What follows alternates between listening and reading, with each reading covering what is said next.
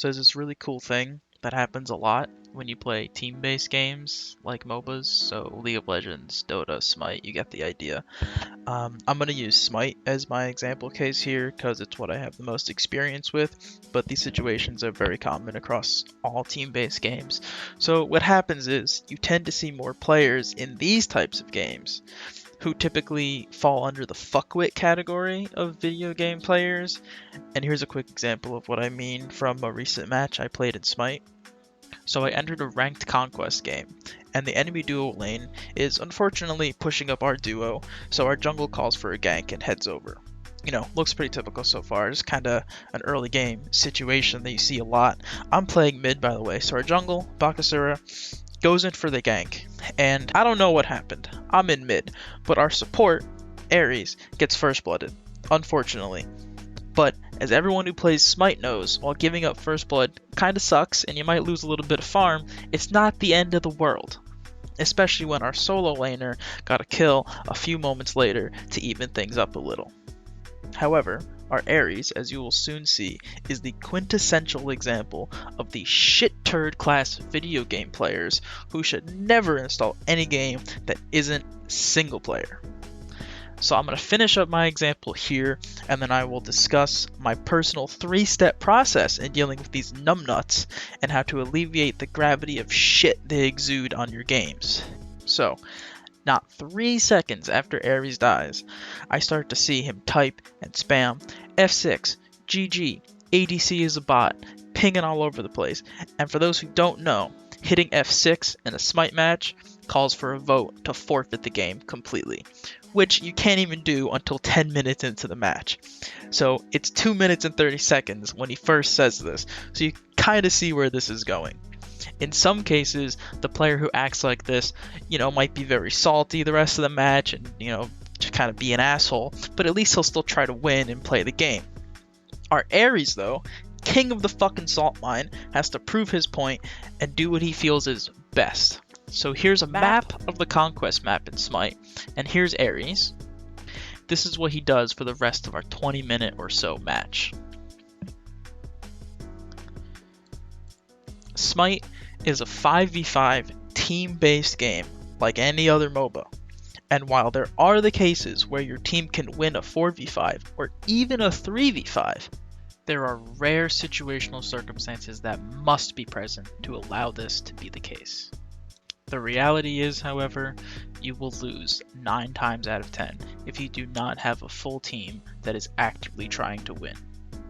While on the other hand, just giving up the first kill of the game, getting first blooded, by no means is a deciding factor on the outcome of the game.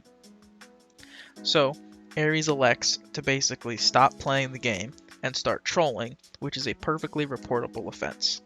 I won't get into the details of Smite and farming and gameplay and gold and XP for those that don't play the game, but just understand he isn't doing anything but hurting us more and more as the game goes on, even though he's going back and forth to XP camps and, pretending to play and all that. Basically, he's just not AFK so he doesn't get kicked. He isn't doing his job as support, which is a very critical role, and the entire team suffers as a result. He's also stealing farm from our jungle, which cuts deeper and deeper into the deficit, allowing the enemy team to snowball and kick our ass, despite the rest of our combined efforts.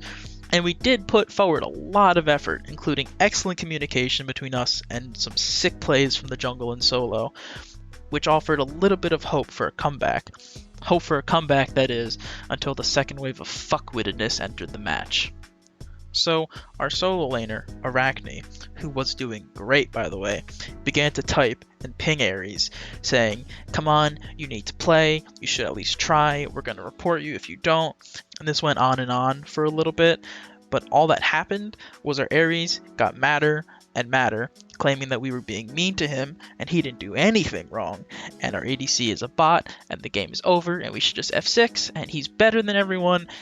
This kind of nonsense would bug anyone if it was coming their direction, and it started to really bother our Arachne, who started typing more and more, getting less and less logical, and started to join Ares in the detrimental team player department. The enemy solo took this opportunity of a distracted solo lane to push ruthlessly and take over the entire solo side of the map. When the jungle and I attempted to gank with our solo, we all got crushed and didn't get anything from it except losing more farm. The pressure on that side of the map let the enemy jungle pummel and bully our ADC, and the enemy mid got all the mid farm, completing the death grip snowball cycle on our game and sealing our fate. Now let's take a step back. Like I mentioned earlier, there are the cases in which you can not have an active 5th or even 4th player, or even a player who is being extremely detrimental to your team and still win the game. But like I said, you need the right and very rare circumstances to be in your favor. Such circumstances that we were not so lucky to have for this particular match. So let's recap. The event that triggered Ares' dummy monkey brain to be salty and want to give up did not lose the game by itself. When he began acting like a cumbering child who was never beat and trolling his ass off, that did not lose the game by itself. It was really Arachne's response to the initial 2 strikes which sealed the deal later on in the match. We had a chance right up until Arachne stopped doing her job too, and then that was it. But what can you do when you inevitably find yourself in a similar situation? And for the record, there are many variations of the example previously mentioned, but I feel that my 3-step process can be applied to nearly all of them in an attempt to reduce the spread of the dunderheaded nonsense. So, step 1. If something in the game unfortunately happens and triggers the goon storm, the first and most important action you can take is to not respond. In the example earlier, Ares wasn't directing his twit comments at anyone specifically, but there are many times that they are directed at someone specifically. And if that someone is you, do not respond. Don't ping, don't hit F6, don't type anything, don't use VGS in any capacity that isn't outside the norm of you actually trying to give information and play the game, of course. But just mute them immediately and do not engage. Just like a rabid trash panda, the best course of action is to turn the other direction. Don't give them any more reason to attack and up the levels of bullshit bird-headed logic that they will inevitably throw your way if you try to say anything. Step 2. If you're not the target of the shit, or if no one else is, but if someone on your team starts typing in response, or react, or rationalize in any way, you must immediately, carefully, but with haste, try to stop them from being infected. Like in the case of our Arachne solo, they were doing great, trying to win, but eventually they felt the need to try and reason with Ares, and try to get him back on board, which was a huge mistake. If you catch those players early enough and with the right words, you can nip it in the bud and have a solid shot at the game. If the player's name is simple and easy to type out, private message them as to not notify the monkey, aka Ares, what's going on. Type /W and their name, for Smite at least, and emphasize the point that you cannot reason with that person, and it is in the game's best interest to mute or ignore them and just keep playing. But it is important to note that if they don't listen to your advice, and if they keep trying, and if the conversation between the 2 or 3 players just keeps getting out of hand, then just move on to step 3, as to not jeopardize your own position in the match or fall victim to the salt yourself. Which leads to step 3.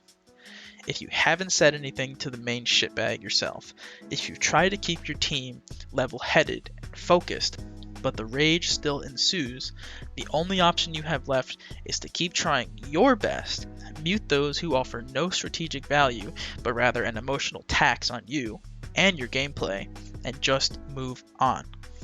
Accept that you will probably lose, and it wasn't your fault. Report those who partook in the actual reportable offenses, and set your sights on a better game in the future. It is important to protect yourself, mostly because the more emotional and triggered you become in a reaction to what's going on in the chat, the less rational and less able to play efficiently you become. If you cannot control the weather, just stay the fuck inside and keep the door shut, because it is out of your hands and there is no reason to make your blood boil because of other players in your games. That just should not be allowed to play ranked, or any team-based game. So I hope you can all use this guide to minimize losses in a competitive or team-based environment, and I really hope that it offers some insight into how you can protect your brain cells in these unfortunate realities of team play.